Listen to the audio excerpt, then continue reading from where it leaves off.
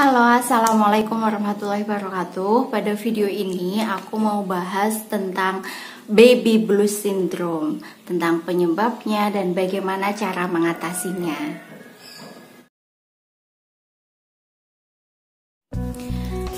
Baby blues syndrome bisa diartikan sebagai perubahan suasana hati setelah proses kelahiran. Nah, jadi si ibu baru ini, ibu yang baru pertama melahirkan atau pertama kali punya anak, itu jadi suasana hatinya itu lebih mudah cemas, mudah sedih, mudah lelah, kemudian mudah tiba-tiba tersinggung gitu, kayak bahkan bisa jadi mudah-mudah tiba-tiba itu mudah marah gitu. Nah, baby blues syndrome ini dialami 80% ibu yang baru melahirkan atau ibu yang baru pertama kali punya anak. Sindrom ini dialami 4 dari 5 ibu baru. Nah, sindrom ini bisa berlangsung beberapa jam sampai 1 atau 2 minggu gitu, tergantung separah mana yang dialami oleh si ibu tadi. Penyebab baby blues syndrome sampai sekarang itu belum diketahui secara pasti, tapi dari beberapa literatur itu ada yang mengatakan bahwa penyebab baby blues syndrome itu diantaranya yang pertama adalah hormon gitu. Jadi selama masa kehamilan, kelenjar tiroid dalam tubuh itu memproduksi hormon estrogen dan progesteron dalam jumlah yang banyak gitu. Pokoknya jumlahnya itu meningkat gitu selama proses kehamilan.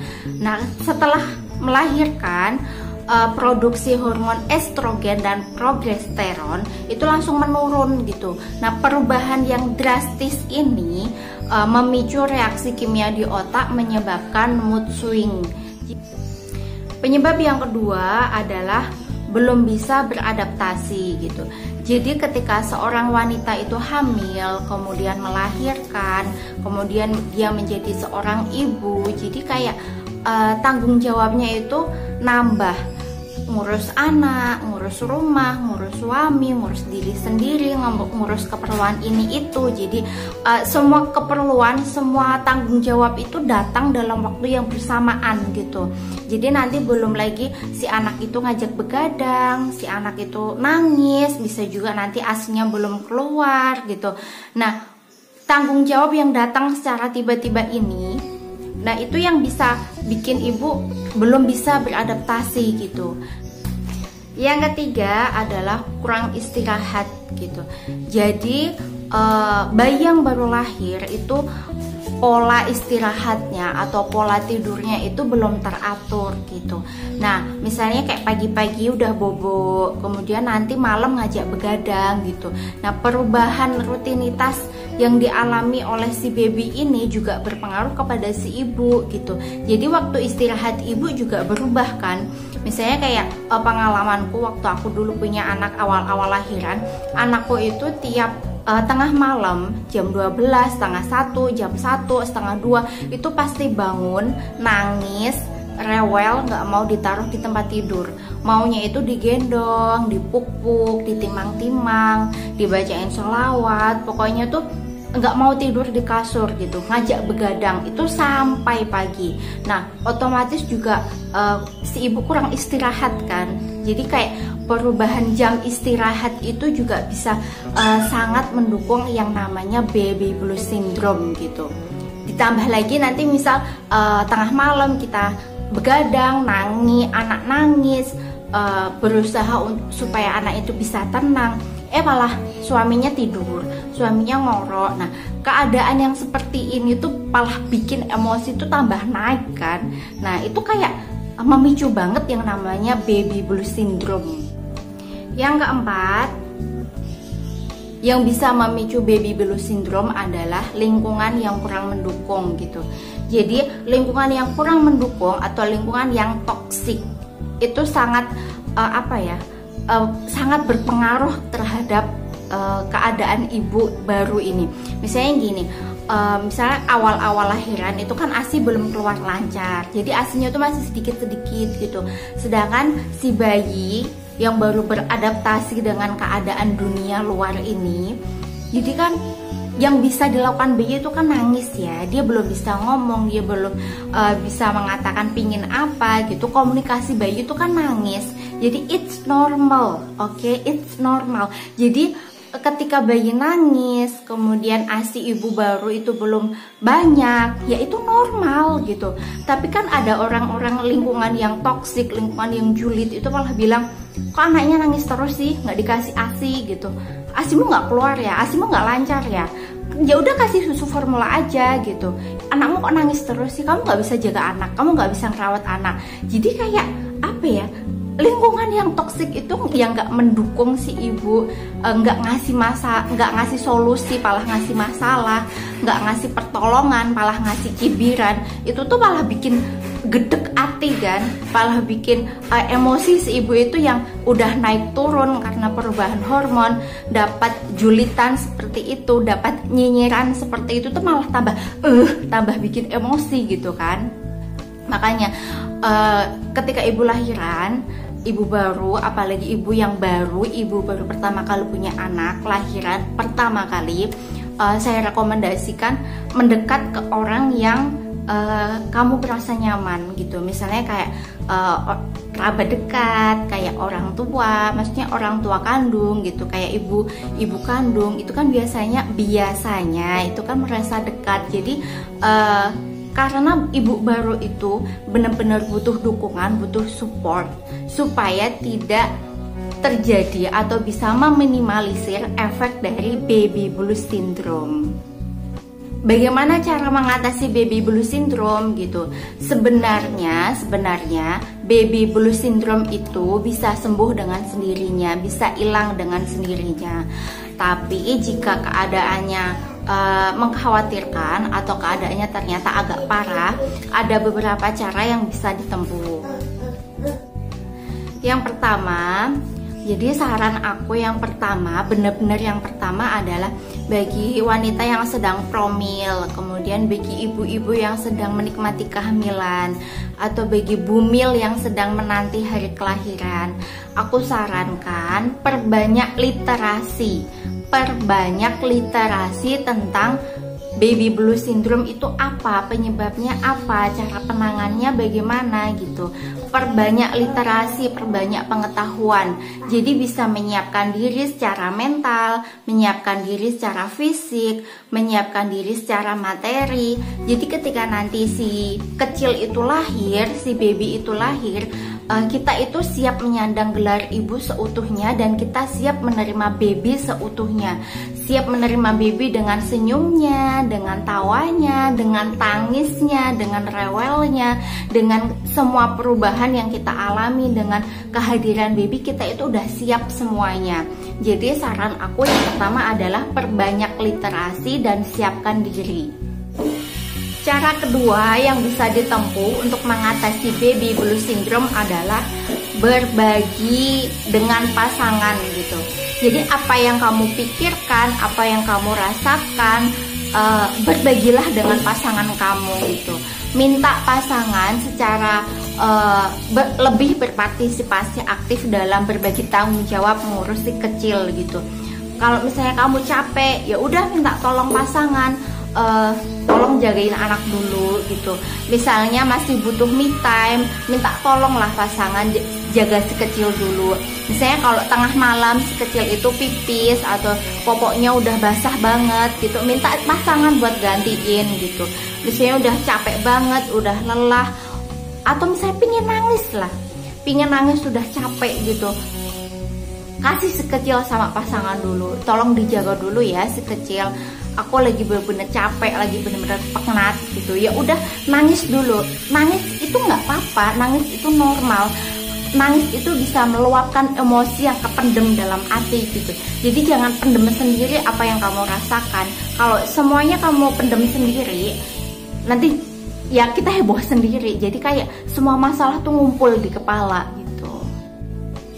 Yang ketiga yang bisa ditempuh dalam mengatasi baby blues syndrome ini adalah berbagi cerita dengan ibu-ibu yang lain gitu. Misalnya gini, pasti nanti ikut posyandu kan, ikut posyandu, ikut imunisasi. Nah itu pasti ada banyak ibu-ibu yang lain. Kita bisa ngobrol, kita bisa sharing gitu. Jadi jangan menutup diri, jangan membatasi diri, buka wawasan, buka diri, cari pandangan baru, sudut pandang baru. Bagaimana cerita ibu-ibu yang lain, bagaimana pengalaman ibu yang lain. Nah dari cerita-cerita ibu-ibu yang lain itu kita kan juga bisa ngambil kesimpulan, oh ternyata kalau gini caranya gini gitu, kalau masalahnya seperti ini cara menanganinya seperti itu. Jadi kalau ketemu ibu-ibu yang lain kita itu bisa lebih punya pandangan baru gitu. Kalau misalnya belum ada ibu-ibu, belum bisa ikut komunitas ibu-ibu di posyandu atau di imunisasi, bisa banget ikut komunitas ibu-ibu online gitu. Jadi zaman sekarang itu kan udah modern, udah canggih, searching aja komunitas ibu-ibu baru gitu. Nah dari situ nanti kita bisa sharing, meluapkan apa yang ada di pikiran kita gitu. Yang keempat yang bisa ditempuh adalah jaga pola makan, jaga asupan gizi gitu. Jadi usahakan makan makanan dengan gizi seimbang. Jadi kebutuhan gizi dalam tubuh itu terpenuhi sehingga tubuh itu selalu sehat. Yang kelima yang bisa ditempuh adalah istirahat yang cukup gitu. Jadi ketika si kecil bobo, ketika si kecil istirahat, paksa diri untuk ikut istirahat. Ingat, paksa diri untuk ikut istirahat. Jadi misalnya belum beres-beres, belum masak, belum cuci piring, belum nyapu, belum ngepel, belum cuci baju gitu, belum ini, belum itu, lupakan gitu. Udah istirahat. Pokoknya ketika si kecil istirahat, ketika si kecil bobo, ikutan bobo gitu. Kewarasan kamu lebih penting daripada apapun gitu. Jadi ketika si ibu itu waras, keluarga juga ikut waras. Tapi sebaliknya, kalau si ibu itu oleng, satu keluarga juga ikut oleng gitu. Jadi si ibu baru, ini juga pengalamanku sendiri, ketika anak bobo, jauhkan HP, jauhkan sosmed, jauhkan drama-drama Korea itu, jauhkan TV. Udah sebisa mungkin bobo gitu. Jadi ketika sekecil bobo, ikutan bobo. Masa bodoh dengan kerjaan yang belum selesai. Yang penting kewarasan ibu itu terjaga. Kalau ibu waras, kalau ibu sehat, rumah pun ikut sehat gitu. Yang keenam yang bisa ditempuh untuk mengatasi baby blues syndrome ini adalah keep positive thinking. Nah, jadi selalu berpikir positif gitu. Emang susah ya kalau diomongin tuh enak gitu, tapi kalau dilakukan tuh emang susah, beneran susah gitu.